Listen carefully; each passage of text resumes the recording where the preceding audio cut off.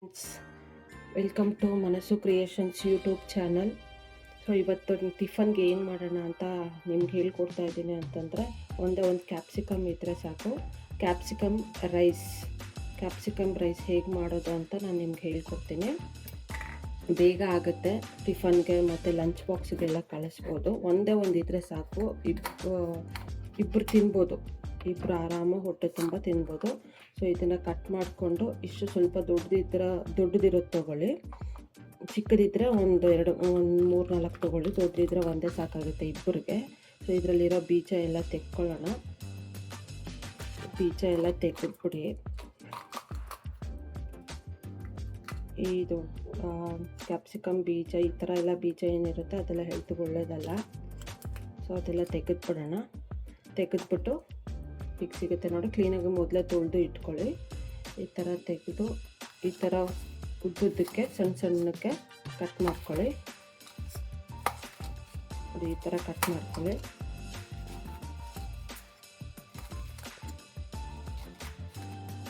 ತುಂಬ ಉದ್ದ ಇತ್ತು ಅಂದರೆ ನಿಮ್ಗೆ ಬೇಕಾದರೆ ಹೀಗೆ ಇಟ್ಕೊಳ್ಳಿ, ಇಲ್ಲಾಂದರೆ ಅರ್ಧ ಕಟ್ ಮಾಡ್ಕೊಳ್ಳಿ. ಈ ಥರ ಸಣ್ಣಕ್ಕೆ ಇರಬೇಕು, ಅವಾಗ ಚೆನ್ನಾಗಿ ಬೇಯುತ್ತೆ.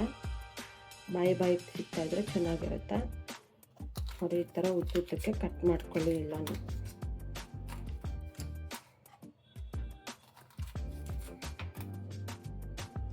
ನೋಡಿ, ಎಲ್ಲನೂ ಈ ಥರ ಕಟ್ ಮಾಡಿಕೊಂಡು ರೆಡಿ ಮಾಡಿ ಇಟ್ಕೊಳ್ಳಿ. ಸಣ್ಣಕ್ಕಿರಲಿ. ನೋಡಿ, ಈ ಥರ ಕಟ್ ಮಾಡ್ಕೊಳ್ಳಿ. ನೆಕ್ಸ್ಟ್ ಇದನ್ನೆಲ್ಲ ಒಂದು ಬೌಲ್ಗೆ ಟ್ರಾನ್ಸ್ಫರ್ ಮಾಡ್ಕೊಳ್ಳಿ. ಮತ್ತು ಇದಕ್ಕೆಲ್ಲ ಒಗ್ಗರಣೆಗೆ ಏನೇನು ಬೇಕು ಅಂತ ಹೇಳ್ತೀನಿ, ನೋಟ್ ಮಾಡ್ಕೊಳ್ಳಿ. ನೋಡಿ ಫ್ರೆಂಡ್ಸ್, ಒಗ್ಗರಣೆಗೆ ಏನೇನು ಬೇಕು ಅಂತಂದರೆ, ಮೊದಲಿಗೆ ಕಡಲೆ ಬೀಜ ಹುರಿದು ಇಟ್ಕೊಳ್ಳೋಣ, ಮತ್ತು ಗೋಡಂಬಿ ಎರಡೂ ಹುರಿದ್ಬಿಟ್ಟು ಸಪ್ರೇಟ್ ಮಾಡಿ ಇಟ್ಕೋಬೇಕು. ಮತ್ತು garam masala 2 spoon, chilli powder, green chilli ಒಂದು ಟೇಸ್ಟ್ಗೋಸ್ಕರ 1-2 ಹಾಕಿ, ಮತ್ತು ಚಿಲ್ಲಿ ಪೌಡ್ರನ್ನೂ ಹಾಕ್ಕೋಬೇಕು. ಖಾರ ನೋಡ್ಕೊಂಡು ಹಾಕ್ಕೊಳ್ಳಿ, ತುಂಬ ಹಾಕ್ಬಿಡುತ್ತೆ. ಮತ್ತು ಜೀರಿಗೆ, pepper powder, green chilli, red chilli ಎಲ್ಲ ಹಾಕೋದ್ರಿಂದ ಖಾರ ಜಾಸ್ತಿ ಆಗುತ್ತೆ. ನೋಡಿಕೊಂಡು ಸ್ವಲ್ಪ ಪ್ರಮಾಣದಲ್ಲಿ ಹಾಕ್ಕೋಬೇಕು, ಕಡಿಮೆ ಕ್ವಾಂಟಿಟಿಯಲ್ಲಿ ಹಾಕ್ಕೊಳ್ಳಿ. ಮತ್ತು ಅರಿಶಿನ ಸ್ವಲ್ಪ, ರುಚಿಗೆ ತಕ್ಕಷ್ಟು ಉಪ್ಪು, ಇದೆಲ್ಲ ಹಾಕಿ ಹೇಗೆ ಮಾಡೋದು ಅಂತ ನಾನು ಹೇಳ್ಕೊಡ್ತೀನಿ ನಿಮಗೆ. ಇದು ಗೊಜ್ಜು ಟೈಪಲ್ಲಿ ಬರುತ್ತೆ ಕ್ಯಾಪ್ಸಿಕಮ್ ರೈಸು. ಸೊ ಮೊದಲೇ ನೀವು ಅನ್ನ ಮಾಡಿಕೊಂಡು ರೆಡಿ ಮಾಡಿ ಇಟ್ಕೋಬೇಕು ಅನ್ನನ, ಆಮೇಲೆ ಗೊಜ್ಜು ಮಾಡಿ ಅದು ಕಲಿಸೋ ಥರ ಇರುತ್ತೆ. ಸೊ ಬನ್ನಿ ಮಾಡೋಣ, ಹೇಗೆ ಮಾಡೋದು ಅಂತ ಹೇಳ್ತೀನಿ. ನೋಡಿ, ಬಾಣಲೆಯಲ್ಲಿ ಎಣ್ಣೆ ಹಾಕಿ ಇಟ್ಟಿದ್ದೆ ಕಾಯೋಕ್ಕೆ. 3-4 ಸ್ಪೂನ್ ಎಣ್ಣೆ ಹಾಕ್ಕೊಳ್ಳಿ. ಎಣ್ಣೆ ಹಾಕಿದ್ಮೇಲೆ ಕಡಲೆ ಬೀಜ ಹಾಕೊಳ್ಳೋಣ. ಸ್ವಲ್ಪ ಫ್ರೈ ಮಾಡಿಕೊಂಡು ತೆಗೆದಿಟ್ಕೋಬೇಕು ಅದನ್ನು. ಕಡಲೆ ಬೀಜ, ಗೋಡಂಬಿ ಎಲ್ಲ ಮೊದಲೇ ತೆಗೆದಿಟ್ಕೊಳ್ಳೋದ್ರಿಂದ ಕ್ರಿಸ್ಪಿನೆಸ್ ಹಾಗೇ ಇರುತ್ತೆ. ಸೊ ಲಾಸ್ಟಲ್ಲಿ ಮಿಕ್ಸ್ ಮಾಡ್ಕೊಂಡ್ರೆ ಅನ್ನಕ್ಕೆ ಚೆನ್ನಾಗಿರುತ್ತೆ. ಮೊದಲೇ ಹಾಕ್ಬಿಟ್ರೆ ಎಲ್ಲ ಸಾಫ್ಟ್ ಆಗಿಬಿಡುತ್ತೆ. ಅದಕ್ಕೋಸ್ಕರ ಮೊದಲೇ ಹುರಿದು ತೆಗೆದಿಟ್ಕೋಬೇಕು. ನೋಡಿ, ಆಗಿದೆ, ಸಾಕು. ಬೌಲಿಗೆ ಟ್ರಾನ್ಸ್ಫರ್ ಮಾಡ್ಕೊಳ್ಳಿ.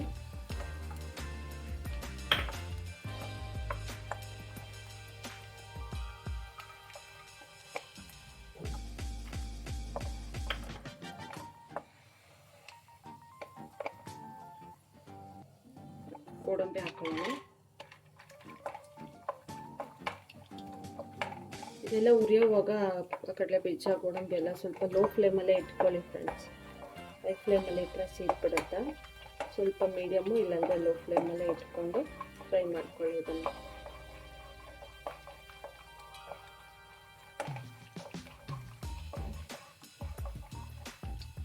ಇದಾಗಿದೆ. ಈಗ ಬೇರೆ ಬೌಲ್ಗೆ ಸರ್ವ್ ಮಾಡ್ಕೊಳ್ಳೋಣ ಇದನ್ನು. ಈಗ ಗ್ರೀನ್ ಚಿಲ್ಲಿ ಹಾಕ್ಕೊಳ್ಳೋಣ. ಗ್ರೀನ್ ಚಿಲ್ಲಿ ಸ್ವಲ್ಪ ಹಾಕ್ಕೊಳ್ಳುವ, ಟೇಸ್ಟ್ಗೋಸ್ಕರ 1 ಅಥವಾ 2 ಸಾಕಾಗುತ್ತೆ.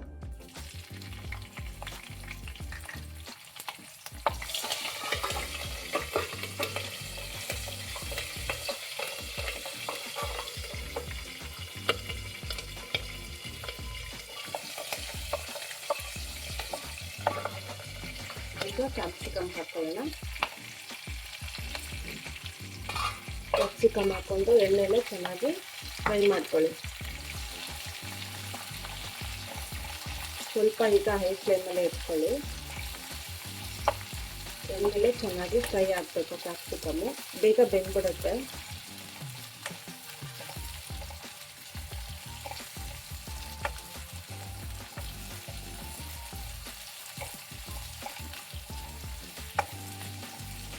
ಸಾಫ್ಟ್ ಆಗೋವರೆಗೂ ಸ್ವಲ್ಪ ಬೇಗ ಚೆನ್ನಾಗಿ ಫ್ರೈ ಆಗಲಿ ಎಣ್ಣೆಲೆ ಕ್ಯಾಪ್ಸಿಕಮ್ಮು.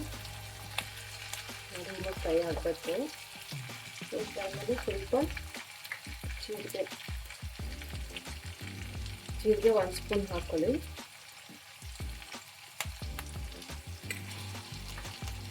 ಚೆನ್ನಾಗಿ ಫ್ರೈ ಮಾಡ್ಕೊಳ್ಳಿ.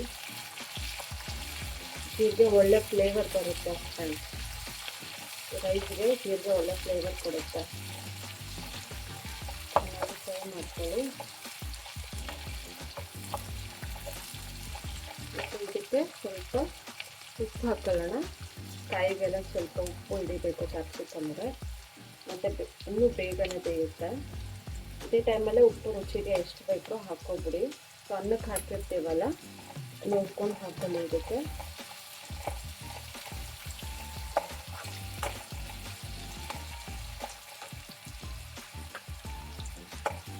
ಶೈನ್ ಬರ್ತಾ ಇದೆ, ಕ್ಯಾಪ್ಸಿಕಮ್ ಎಲ್ಲ ಇನ್ನೊಂದೇ ಫ್ರೈ ಆಗ್ತಾ ಇದೆ. ಸ್ವಲ್ಪ ಹೊತ್ತು ಸಿಮ್ಮಲ್ಲಿ ಇಟ್ಬಿಟ್ಟು ಹಾಗೆ ಅದೆಲ್ಲ ಬೇಯಿಸ್ಕೊಳ್ಳಿ. ಸಿಮ್ಮಲ್ಲಿ ಇಟ್ಬಿಡಿ. ಈಗ ಏನಾಗಿದೆ ಅಂತ ನೋಡೋಣ. ನೋಡಿ ಬೆಂದಿದೆ.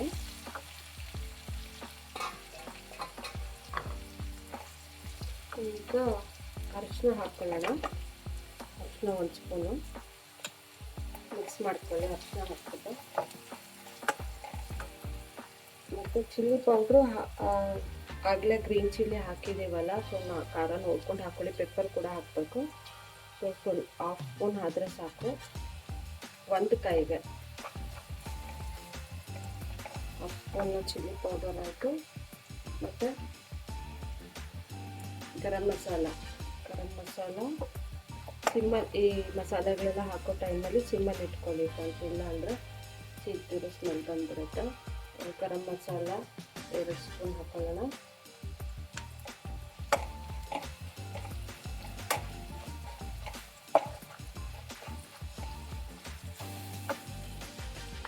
ಫೈನಲ್ ಆಗಿ ಪೆಪ್ಪರ್ ಪೌಡರ್ 1/2 ಸ್ಪೂನ್. ನಾನು ಕಡಿಮೆ ಕ್ವಾಂಟಿಟಿಯಲ್ಲಿ ಮಾಡ್ತಾ ಇರೋದಕ್ಕೆ ಮಸಾಲೆ ಎಲ್ಲ ಕಡಿಮೆ ಹಾಕ್ತಾ ಇದ್ದೀನಿ. ನೀವು ಜಾಸ್ತಿ ಕ್ವಾಂಟಿಟಿಯಲ್ಲಿ ಮಾಡ್ಕೊತೀರಾ ಅಂತಂದರೆ ಮಸಾಲೆ ಎಲ್ಲ ಸ್ವಲ್ಪ ಜಾಸ್ತಿ ಹಾಕ್ಕೊಳ್ಳಿ.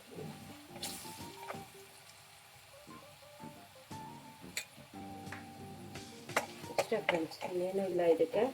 ಸೊ ಈಗ ಫ್ಲೇಮ್ನ ಆಫ್ ಮಾಡ್ಕೊಳ್ಳೋಣ. ಸ್ವಲ್ಪ 1 ಸೆಕೆಂಡ್ ಹಾಗೆ ಮಸಾಲೆ ಇದು ಹಸಿ ಸ್ಮೆಲ್ಲೆಲ್ಲ ಹೋಗೋವರೆಗೂ ಫ್ರೈ ಮಾಡ್ಕೊಳ್ಳಿ ಸಾಕು.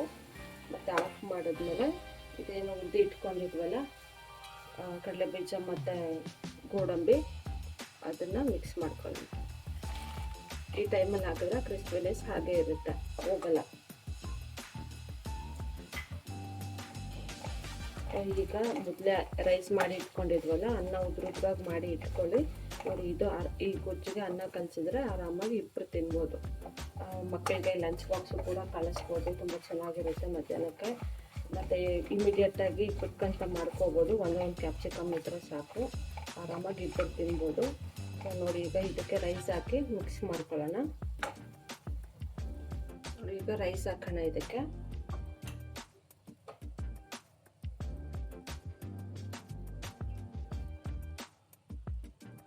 ಬಿಸಿ ಬಿಸಿ ಇರುವಾಗಲೇ ತಿನ್ಕೊಳ್ಳಿ ಫ್ರೆಂಡ್ಸ್, ತುಂಬ ಚೆನ್ನಾಗಿರುತ್ತೆ.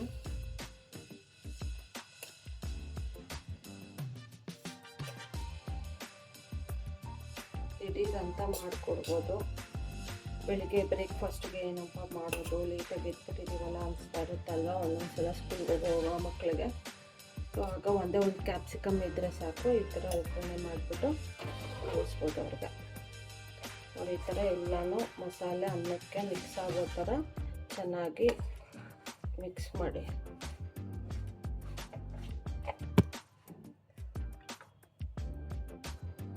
ನೋಡಿ, ಎಲ್ಲನೂ ಮಿಕ್ಸ್ ಆಗಿದೆ ಚೆನ್ನಾಗಿ. ಅನ್ನಕ್ಕೆ ಮಸಾಲೆ ಎಲ್ಲ ಚೆನ್ನಾಗಿ ಹಿಡ್ಕೊಂಡಿದೆ. ನೋಡಿ, ನೋಡೋಕ್ಕೆ ಎಷ್ಟು ಬ್ಯೂಟಿಫುಲ್ಲಾಗಿ ಕಾಣಿಸ್ತಾ ಇದೆ, ಕಲರ್ಫುಲ್ಲಾಗಿದೆ. ಗೋಡಂಬಿ ಕಡಲೆಬೀಜ, ಕ್ಯಾಪ್ಸಿಕಮ್ಮು, ಸೊ ಎಲ್ಲನೂ ಮಿಕ್ಸ್ ಮಾಡಿ ತಿಂತಿದ್ರೆ ತುಂಬ ರುಚಿಯಾಗಿರುತ್ತೆ. ಆದರೆ ಆದಷ್ಟು ಬಿಸಿ ಬಿಸಿ ತಿನ್ನಿ. ಏನೇ ಟಿಫನ್ ಆದ್ರೂ, ಏನೇ ಅಡುಗೆ ಆದರೂ ಆದಷ್ಟು ಬಿಸಿ ಬಿಸಿಯಾಗಿ ತಿನ್ನೋಕ್ಕೆ ಟ್ರೈ ಮಾಡಿ. ತುಂಬ ರುಚಿಯಾಗಿರುತ್ತೆ. ಸಿಂಪಲಾಗೂ ಮಾಡ್ಕೋಬೋದು, ಕ್ವಿಕ್ಕಾಗೂ ಆಗುತ್ತೆ. ಸೊ ಬನ್ನಿ ಈಗ ಇದನ್ನು ಒಂದು ಸರ್ವಿಂಗ್ ಬೌಲ್ಗೆ ಹಾಕ್ಕೊಳ್ಳೋಣ. ನೋಡಿ friends, finally capsicum rice ready ಆಗಿದೆ. ತುಂಬ ಟೇಸ್ಟಿಯಾಗಿರುತ್ತೆ. ಮಾಡ್ಕೊಂಡು ತಿನ್ಕೊಳ್ಳಿ. ಇಷ್ಟ ಆದರೆ ಒಂದ್ಸಲ ಟ್ರೈ ಮಾಡಿ. ಇಷ್ಟ ಆದರೆ ಕಮೆಂಟ್ ಮಾಡಿ. ಇನ್ನು ಬೇರೆ ಬೇರೆ ಯಾವ ಥರ ನಿಮಗೆ ಬ್ರೇಕ್ಫಾಸ್ಟ್ ಬೇಕು ಅಂತ ಹೇಳಿ, ನಾನು ಕಮೆಂಟ್ ಮಾಡಿ, ನಾನು ಹೇಳ್ಕೊಡ್ತೀನಿ ನಿಮಗೆ. ಸೊ ಶೇರ್ ಮಾಡಿ, ಸಬ್ಸ್ಕ್ರೈಬ್ ಮಾಡಿ, ಕಾಮೆಂಟ್ ಮಾಡಿ. ಇಷ್ಟ ಆದರೆ ಲೈಕ್ ಮಾಡಿ. ಮತ್ತು ನೆಕ್ಸ್ಟ್ ವಿಡಿಯೋದಲ್ಲಿ ಸಿಗ್ತೀನಿ. Thank you for watching friends.